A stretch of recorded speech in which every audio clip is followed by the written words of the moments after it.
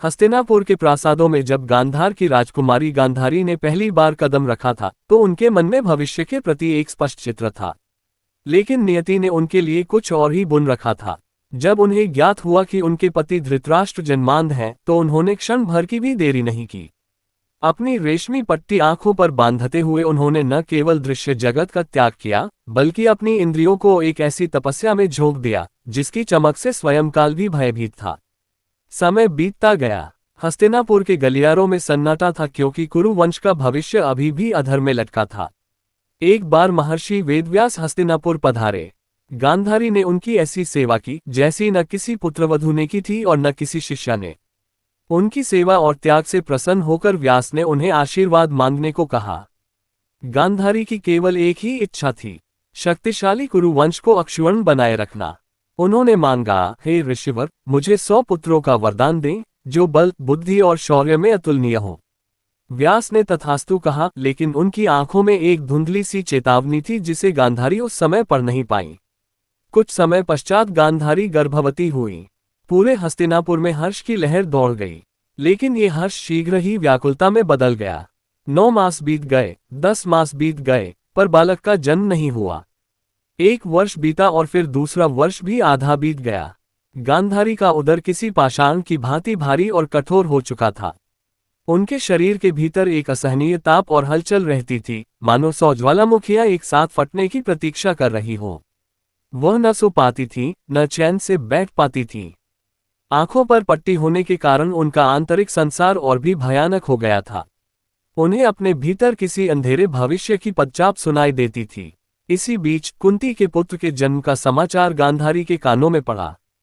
कुंती ने ज्येष्ठ पांडव युधिष्ठिर को जन्म दिया था, जो धर्मराज का अंश था। ये समाचार गांधारी के धैर्य की अंतिम सीमा थी। उनके मन में ईर्ष्या की एक चिंगारी उठी। क्या मेरा वरदान मिथ्या था? क्या मेरे पुत्र कभी सिंहासन पर नहीं बैठ पाएंगे? क्या मेरी 2 साल की पीड़ा व्यर्थ जाएगी? उस आधी रात को गांधारी ने वह किया जिसकी कल्पना स्वयं व्यास ने भी नहीं की थी। पीड़ा, क्रोध और असुरक्षा के वशीभूत होकर उन्होंने अपने उदर पर एक भीषण प्रहार किया। उन्हें लगा कि इस प्रहार से शायद वह श्राप बाहर निकल जाएगा जो उन्हें 2 साल से जकड़े हुए था। लेकिन जो बाहर आया उसने हस्तिनापुर के उस कक्ष को भीषण भय से भर दिया। कक्ष के भीतर सन्नाटा इतना गहरा था कि गांधारी की सांसों की आवाज भी गूंज रही थी। प्रहार के बाद उनके शरीर से कोई रोता हुआ बालक नहीं, बल्कि एक मांस का पिंड बाहर आया था। वह लोथड़ा लोहे की तरह कठोर, निर्जीव और रक्तरंजित था। गांधारी की आंखों पर पट्टी थी, लेकिन उनके हाथ जब उस शीतल, बेजान मांस को छू रहे थे तो उनकी आत्मा कांप उठी। मैंने क्या किया? वह चीख उठी। महर्षि व्यास का वरदान क्या एक अभिशाप बन गया? उन्हें लगा कि उनकी ईर्ष्या ने कुरु वंश के भविष्य का अंत कर दिया है। वह उस मांस के पिंड को फेंकने ही वाली थी कि तभी कक्ष के द्वार स्वतः ही खुल गए। बिना किसी आहट के दिव्य आभा से युक्त महर्षि वेदव्यास भीतर प्रविष्ट हुए। उनकी दृष्टि उस मांस के पिंड पर पड़ी। उनके मुख पर कोई आश्चर्य नहीं था, मानो वे जानते थे कि प्रकृति अपना मार्ग स्वयं खोज लेती है।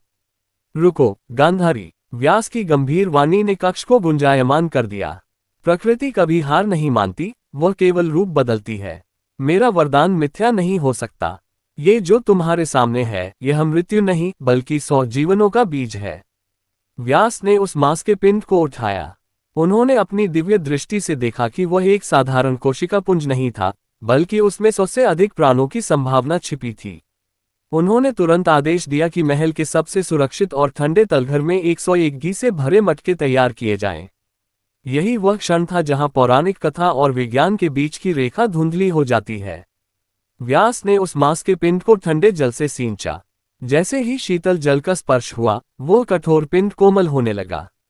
व्यास ने अपने तपोबल और सूक्ष्म यंत्रों या शायद मंत्र शक्ति का प्रयोग कर उस मांस को 101 समान टुकड़ों में विभाजित किया। प्रत्येक टुकड़ा एक सुपारी के आकार का था। 2000 वर्ष पहले लिखी गई इस कथा में यह वर्णन आईवीएफ और स्टेम सेल तकनीक की ओर इशारा करता है। व्यास ने 100 टुकड़े पुत्रों के लिए किए और गांधारी की एक पुत्री की दबी हुई इच्छा को पूर्ण करने के लिए 101वां टुकड़ा किया। व्यास ने सेवकों को हटा दिया। केवल गांधारी वहां थी। उन 101 मटकों को विशेष जड़ी बूटियों और शुद्ध घृत घी से भरा गया था। व्यास ने प्रत्येक मांस के टुकड़े को एक एक मटके में स्थापित किया। उन्होंने गांधारी से कहा, इन मटकों को 2 वर्ष तक गुप्त रखा जाए। इन्हें न कोई खोलेगा न ही हिलाएगा। ये मटके अब गर्भाशय का कार्य करेंगे। इनमें जीवन का संचार होगा, लेकिन ये जीवन सामान्य नहीं होगा। यह मंत्रों की शक्ति और तुम्हारे धैर्य से सींचा जाएगा। व्यास ने उन मटकों को एक ऐसी जगह व्यवस्थित किया जहां का तापमान स्थिर रहे। ये हस्तिनापुर की पहली गुप्त प्रयोगशाला थी। जैसे जैसे दिन बीतने लगे, उन बंद मटकों के भीतर से एक धीमी धड़कन की आवाज आने लगी। वह आवाज किसी संगीत की तरह नहीं, बल्कि एक आने वाले तूफान की आहट जैसी थी। इधर गांधारी अपनी तपस्या और मटकों की प्रतीक्षा में लीन थी, उधर धृतराष्ट्र के मन में संशय और अकेलापन था। उन्हें विश्वास नहीं था कि उन मिट्टी के पात्रों से कभी जीवित संतान बाहर आएगी। इसी मानसिक अस्थिरता में उन्होंने अपनी सेवा करने वाली दासी सौबली के साथ संबंध स्थापित किए। इस मिलन से युयुत्सु का जन्म हुआ। युयुत्सु धृतराष्ट्र का पुत्र तो था, लेकिन वह उन मटकों की रहस्यमयी प्रक्रिया से बाहर जन्मा था। यही कारण था कि बाद में महाभारत के युद्ध में 100 भाइयों के खिलाफ जाकर युयुत्सु ने पांडवों का साथ दिया, क्योंकि उसका निर्माण उन मटकों के अंधेरे में नहीं, बल्कि प्राकृतिक सत्य में हुआ था। समय का पहिया अपनी गति से घूमता रहा। हस्तिनापुर के उस गुप्त और शीतल तलघर में, जहां 101 मटके पंक्तिबद्ध रखे थे, वातावरण भारी होने लगा था। 2 वर्ष बीतने को आए थे। उन मटकों के भीतर अब केवल धड़कनें नहीं थीं, बल्कि एक ऐसी ऊर्जा थी जो बाहर निकलने के लिए छटपटा रही थी। व्यास के निर्देशानुसार उन मटकों को एक निश्चित तिथि पर खोला जाना था। लेकिन नियति की अपनी ही घड़ियां होती हैं। एक अमावस्या की रात, जब हस्तिनापुर के आकाश में काले बादलों ने डेरा डाल रखा था, तलघर से एक भयानक आवाज आई। वह आवाज ऐसी थी मानो किसी ने पहाड़ को 2 टुकड़ों में चीर दिया हो। पहला मटका भीतर से फूटा नहीं था, बल्कि किसी प्रचंड शक्ति के दबाव से विदीर्ण हुआ था। जैसे ही वह पहला बालक बाहर आया, हस्तिनापुर की फिजा बदल गई। इतिहास कहता है कि उस क्षण प्रकृति ने अपने सबसे डरावने रूप दिखाए। बिना किसी कारण के सियार जंगलों से निकलकर बस्तियों की ओर भागने लगे और एक साथ करुण रुदन करने लगे। गधे रेंकने लगे और गिद्ध महल के गुंबदों पर आकर मंडराने लगे। मटके से निकला वह बालक सामान्य शिशुओं की तरह रो नहीं रहा था। उसकी आवाज में एक क्रोध था, एक अधिकार था।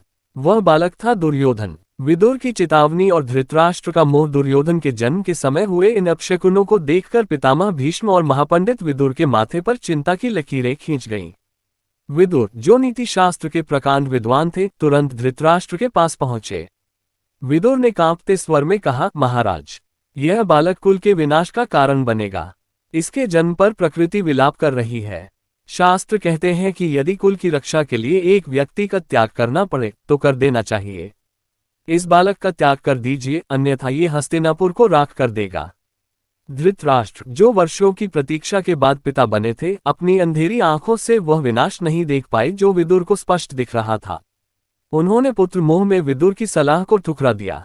यहीं से उस महायुद्ध की नींव पड़ी, जिसने आगे चलकर लाखों माताओं की गोद सूनी कर दी। दुर्योधन के जन्म के कुछ ही घंटों के भीतर एक एक करके अन्य मटके फटने लगे। वह दृश्य किसी आधुनिक कारखाने की असेंबली लाइन जैसा था। एक ही रात में गांधारी 100 पुत्रों की माता बन गईं। दुशासन, जो दूसरे मटके से निकला, वह दुर्योधन का दाहिना हाथ बनने वाला था। विकर्ण, जो उन 100 में से एकमात्र ऐसा था जिसके भीतर धर्म की चेतना शेष थी। और अन्य 97 भाई, जो अलग अलग स्वभाव और शक्ति के साथ उन मटकों से बाहर आए। यह कोई सामान्य प्रसव नहीं था। इन बालकों का पोषण मां के गर्भ के रक्त और मांस से नहीं, बल्कि घी और दुर्लभ जड़ी बूटियों के कृत्रिम वातावरण में हुआ था। शायद इसीलिए उनके भीतर मानवीय करुणा की कमी और एक यांत्रिक कठोरता अधिक थी। अंत में वह 101वां मटका खुला। उसमें से एक कोमल कन्या बाहर आई, जिसका नाम रखा गया दुशला। 100 भाइयों के उस विशाल समूह में वह अकेली बहन थी, जो उन सबके बीच प्रेम का एकमात्र सेतु थी। गांधारी ने जब अपनी 100 संतानों को एक साथ सुना, क्योंकि वह देख नहीं सकती थी, तो उन्हें एक अकल्पनीय गर्व की अनुभूति हुई। लेकिन वह ये नहीं जानती थी कि उन्होंने 100 पुत्रों को नहीं, बल्कि हस्तिनापुर के 100 शत्रुओं को जन्म दिया है। उसी रात महल के दूसरे कोने में दासी सौबली ने भी एक पुत्र को जन्म दिया, युयुत्सु। जहां 100 कौरव मटकों की छाया में पले थे, वहीं युयुत्सु का जन्म प्राकृतिक था। यहीं से कौरव वंश 2 भागों में बढ़ गया। एक वह जो मशीनी विधि से जन्मे थे और एक वह जो मानवीय भावना से। हस्तिनापुर का वातावरण अब पहले जैसा नहीं रहा था। एक साथ 100 पुत्रों का पालन पोषण कोई सामान्य कार्य नहीं था। महल का एक पूरा हिस्सा इन मटका पुत्रों के लिए समर्पित कर दिया गया। लेकिन जैसे जैसे ये बालक बढ़ने लगे, ये स्पष्ट होने लगा कि इनका व्यक्तित्व सामान्य बालकों से भिन्न है। कहते हैं कि जो बालक एक साथ एक ही स्रोत उस मांस के पिंड से जन्मे और समान वातावरण मटकों में विकसित हुए, उनके बीच एक सामूहिक चेतना कलेक्टिव कॉन्शियसनेस थी। दुर्योधन जो सोचता, बाकी 99 भाई बिना तर्क किए उसका अनुसरण करते। वे 100 शरीर तो थे, लेकिन उनका मस्तिष्क एक ही दिशा में चलता था। उनमें व्यक्तिगत नैतिकता का अभाव था। उनके लिए सही वही था जो उनके ज्येष्ठ भ्राता दुर्योधन को प्रिय था। यही वह यांत्रिक कठोरता थी जिसकी चेतावनी विदुर ने दी थी। वे एक सेना की तरह विकसित हो रहे थे, एक परिवार की तरह नहीं। इसी समय गांधार नरेश का पुत्र और गांधारी का भाई शकुनी हस्तिनापुर के वैभव में अपना स्थायी बसेरा बना चुका था। शकुनी के मन में हस्तिनापुर के प्रति कोई प्रेम नहीं था। वह तो उस अपमान का बदला लेने आया था जो उसके परिवार को भीष्म और धृतराष्ट्र के कारण सहना पड़ा था। शकुनी ने उन 100 भाइयों की मनोवैज्ञानिक बनावट को तुरंत समझ लिया। उसने देखा कि ये बालक अपनी मां के स्नेह से वंचित रहे हैं, क्योंकि गांधारी की आंखों पर पट्टी थी और उनका समय 101 बच्चों की व्यवस्था में ही बीत जाता था। शकुनी ने पितामह भीष्म की छाया के विरुद्ध उनके मन में जहर घोलना शुरू किया। वह दुर्योधन के कान में फुसफुसाता, भांजे तुम मटके से निकले हो क्योंकि तुम्हारी नियति विशेष है। तुम सामान्य मानव नहीं, तुम देवताओं की चुनौती हो। ये हस्तिनापुर तुम्हारा है, पर वे 5 पांडव कुंती के पुत्र तुम्हारे सिंहासन को निगलना चाहते हैं। जब कुंती अपने 5 पुत्रों के साथ वन से हस्तिनापुर लौटी तो मटकों से जन्मे इन भाइयों और प्राकृतिक रूप से जन्मे पांडवों के बीच का अंतर साफ दिखने लगा। पांडव भीम, अर्जुन, युधिष्ठिर शक्ति, कौशल और धर्म में कौरवों पर भारी पड़ते थे। जब भी भीम खेल खेल में कौरवों को हरा देता तो दुर्योधन का क्रोध उसकी रगों में दौड़ते उस कृत्रिम पोषण, घी और औषधियों का प्रभाव को उग्र कर देता। कौरवों के पास संख्या बल 100 था, लेकिन पांडवों के पास व्यक्तिगत श्रेष्ठता थी। शकुनी ने इसी हीन भावना को हथियार बनाया। दुर्योधन ने पहली बार भीम को मारने का षड्यंत्र रचा। उसने भीम के भोजन में कालकूट विष मिला दिया और उसे गंगा में फेंक दिया। ये वह क्षण था जब उन 100 भाइयों ने पहली बार सामूहिक रूप से अधर्म पर अपनी मुहर लगाई। किसी भी भाई ने दुर्योधन को रोकने का प्रयास नहीं किया, सिवाय विकर्ण के, लेकिन उसकी आवाज उन 100 के शोर में दब गई। विद्वान कहते हैं कि व्यास ने उन मटकों में जो जड़ी बूटियां डाली थीं, वे केवल शरीर बनाने के लिए थीं। आत्मा और विवेक का निर्माण तो माता पिता के सान्निध्य में होता है। धृतराष्ट्र अंधे थे और गांधारी ने स्वयं को अंधा कर लिया था। इन 100 भाइयों ने केवल अंधकार देखा और अंधकार ही सीखा।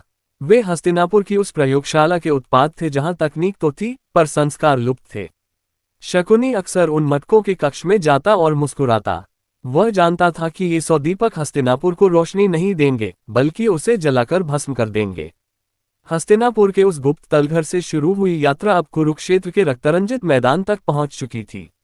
वे 100 भाई जो कभी मिट्टी के मटकों में सुरक्षित थे, अब लोहे के कवचों में सजे हुए काल के गाल में समाने को तैयार थे।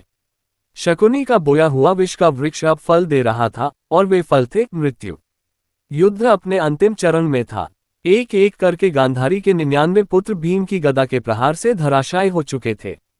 धृतराष्ट्र के महल में शोक की लहरें उठ रही थीं। गांधारी जो वर्षों से अपनी आंखों पर पट्टी बांधे हुए थी, उन्होंने एक अंतिम और भीषण निर्णय लिया। उनकी वर्षों की तपस्या और इंद्रिय निग्रह ने उनकी आंखों में एक अकल्पनीय तेज संचित कर दिया था।